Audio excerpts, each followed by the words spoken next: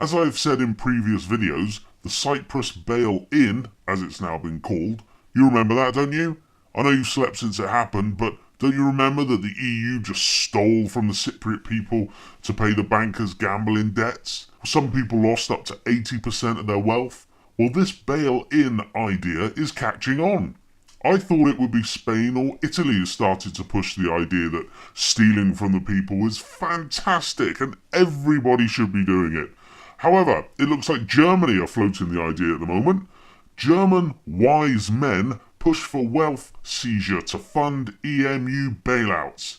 The article, written by the establishment-loving Ambrose Evans Pritchard in The Telegraph, goes on to say, Professor Lars Feld and Peter Boffinger said states in trouble must pay more for their own salvation, arguing there's enough wealth in homes and private assets across the Mediterranean to cover bailout costs. The rich must give up part of their wealth over the next 10 years, said Professor Boffinger.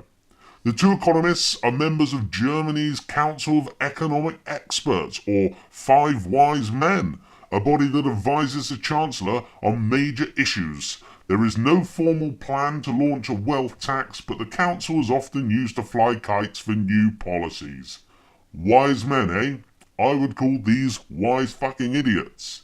You don't have to be very wise to think of a policy of theft now, do you? The stealing of people's money direct from their bank accounts is not just a Cyprus thing.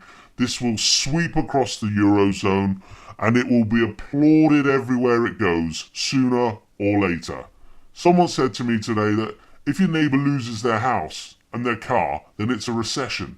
But if you lose your house and you lose your car, then it's a depression. I know we won't do anything about the banks until they're closed, just like Cyprus, and we won't be able to get any money out at all.